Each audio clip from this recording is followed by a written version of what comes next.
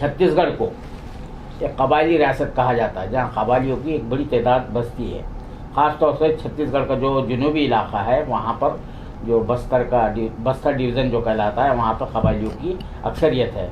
आजकल वहाँ पर जो है ईसाइयों पर, कबायली ईसाइयों पर जुल्म सितम का सिलसिला जारी है। उन्हें यहाँ तक उन पर जुल्म हो रहा है कि पानी भी, जो ड्रिंकिंग पानी है, पीने का पानी है, वो भी लेने से उनको मना कर दिया गया है और वो गंदला पानी पीने पर मजबूर है। इसी हवाले से हमारे साथ बात करने के लिए मौजूद हैं छत्तीसगढ़ क्रिश्चियन फोरम के सदर डॉक्टर अरुण पन्नालाल साहब। डॉक्टर अरुण पन्नालाल साहब, सालार के इस प्रोग्राम में आपका खैर मकदमा इस्तकबाल है। आप हमें ये बताएं कि छत्तीसगढ़ में इस वक्त जो है क्रिश्चियनों की जो सिचुएशन है, जो उन पर ज़बरदस्ती उनको कन्वर्ट करने की कोशिश की जा रही है, तो घर वापसी के नाम पर जो कुछ भी जुल्म सितम हो रहा है, तो उसकी ज़रा तफसीलात बताया, क्या हो रहा है, क्या एक्चुअल क्या हो रहा है? जुल्म सितम जो है वो तो चरम पे है। अभी जो हो रहा है हमारे यहाँ, मतलब बहुत एक्सट्रीम लेवल पर हो रहा है, और इतना मैं सोचता हूँ किसी कम्युनिस्ट कंट्री में भी नहीं होता होगा जो आज छत्तीसगढ़ में हो रहा है। तो और ये सिलसिला पिछले 3 साल से चल रहा है। आज चौथा साल हो गया है जिसमें हम प्रवेश कर चुके हैं। हमारे जो आंकड़े हैं, जिसको हम लोग अभी तक रिकॉर्ड करते आ रहे हैं और देखते आ रहे हैं, तो करीब करीब 400 हमले हमको 4 साल में हुए हैं। ये बहुत चौंकाने वाले आंकड़े हैं। अच्छा, फिर उसके बाद इनमें बड़े गंभीर आरोप हैं। गंभीर आरोप है, एक की हत्या हो गई, वो FIR धूल खा रही है। महिलाओं पे रेप का प्रयास हुआ, लाशों को खोद के निकाला गया, हमारे चर्चों को जला दिया। और मैं आपको ये बताना चाह रहा हूँ कि ये जितनी अपराध मैं गिना रहा हूँ, ये उपद्रवियों ने नहीं किया है, ये पुलिस ने किया है, जिसको मैं आज बड़े दमखम के साथ बता रहा हूँ। और उसकी हमने स्टेट ह्यूमन राइट्स कमीशन में उसकी कंप्लेंट भी करी हुई है। उसके ऊपर भी तफ्तीश हो रही है, उसका इंक्वायरी चल रही है, और हमारे लाश को खोद करके कोंडागांव में निकाल दिया गया है। उसको भी मतलब ये मिली भगत एक किस्म से थी, उसको भी हमने हाई कोर्ट में पुलिस ऑफिसर्स के अगेंस्ट लगाया है। यहाँ कब्र खुदी नहीं थी और लाश बरी भी नहीं हुई थी, और सरकार ने वहाँ पे एक्ज्यूम करने का ऑर्डर दे दिया था। तो इस किस्म के जो लैप्सेस हो रहे हैं, ये बड़े गंभीर नेचर के हैं, जिसमें हमारी पूरी लॉ एंड ऑर्डर की सिचुएशन जो है, जो लोक शांति की व्यवस्था है, वो पूरी तरह से भस्म हो गई है। आज की मैं एक घटना आपको बता रहा हूँ कि आज ये घर में घुस के गाँव वालों ने उठा करके उसको तोड़ दिया है, गाँव का, उसकी ज़मीन, उसका घर, और किस बात के लिए क्या अपराध है कुछ नहीं है। पर इस बार मैं धन्यवाद देता हूँ छत्तीसगढ़ पुलिस को कि कम से कम इस बार पुलिस वहाँ पहुँची है, और पुलिस पहुँच के संज्ञान लिया है। और मैं उम्मीद करता हूँ कि जो ट्रेसपैस की जो धाराएँ हैं वो सब लगाई जाएंगी, लिपापोती नहीं होगी। क्योंकि हम लोगों ने आज तक ये देखा है कि सरकार समझौता करवा देती है और उसको लिपापोती करती है। इससे क्या होता है कि अपराध को बढ़ावा मिलता है, उनके हौसले बढ़ते हैं, वो दूसरी बार अपराध करने के लिए और उत्साहित होते हैं, जबकि कानून का काम है उनको हतोत्साहित करना। तो जब तक कड़ी कार्रवाई नहीं होगी इन लोगों के पास, कोई कारण नहीं है कि वो जाकर के आज कोडेनार थाना में है।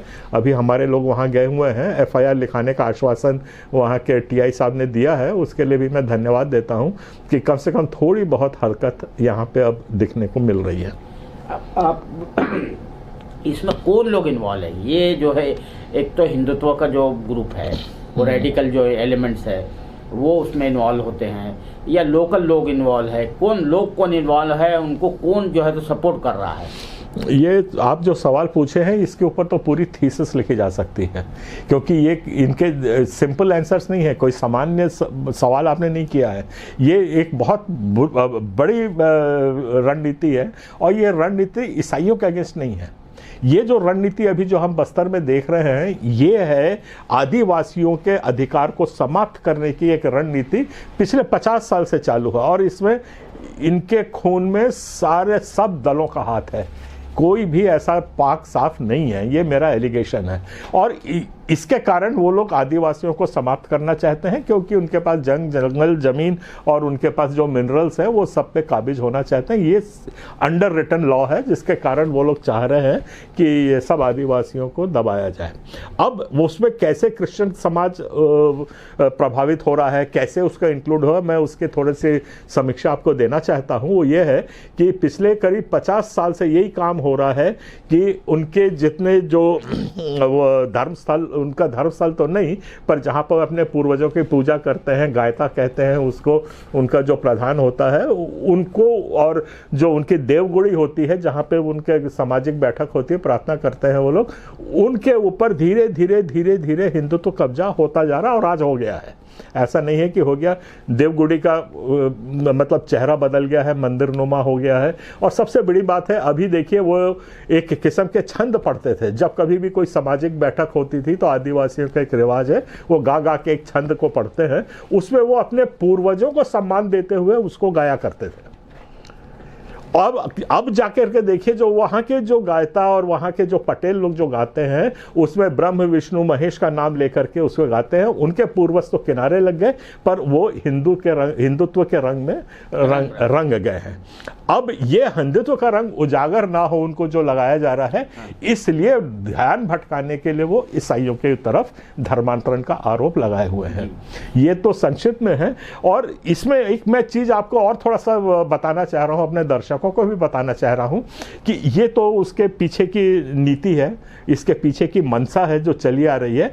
पर इसमें अब क्या हो रहा है कि वो लोग तो उनके विचारधारा पे, उनके जो परंपरा है, रीति रिवाज को वो अंदर से उसको कब्जा कर रहे हैं, दोष हम पे लगा रहे हैं। हम लोग, हमारे यहाँ धर्म परिवर्तन होता है, इसके मैं कोई मनाही नहीं कर रहा, इनकार नहीं कर रहा हूँ, बराबर धर्म परिवर्तन होता है, क्योंकि वो आर्टिकल 25 में हमारे पास उसका अधिकार है। हमारे पादरी जाते हैं, उनको सब समझाते हैं, तो वो जो समाज उनसे टूट के निकलता है, हमारे ईसाई लोग अलग खड़े हुए दिखते हैं। वो उस गायता के अंदर नहीं आते, वो उसमें ब्रह्म विष्णु विषय नहीं गा रहे हैं। तो एक अटैक उनके समाज पे अंदर से हो रहा है, और हम लोग जो टूट के हुए हैं वो अलग हो गए हैं। तो इससे अच्छा मौका उनके ऊपर नहीं है कि हम पे झूठे धर्मांतरण के आरोप लगाया जाए। और उसमें एक सवालिया निशान बहुत बड़ा ये खड़ा होता है, अगर सच में हम लोग किस किस्म की कोई कुप्रथा, कुप्रैक्टिस, कोई अपराध में लिप्त होते तो 1950 से आज तक में कोई ना कोई तो जेल गया होता। मैं अपने दर्शकों से और सरकार से भी ये सवाल पूछ रहा हूँ, सब सरकारों से, कोई इधर की सरकार या उधर की सरकार या आज की सरकार से नहीं है, जब से हम आज़ाद हुए तब से सरकार का मैं सवाल पूछ रहा हूँ कि आज तक आप लोग किसी भी एक पादरी को जेल क्यों नहीं भेज पाए।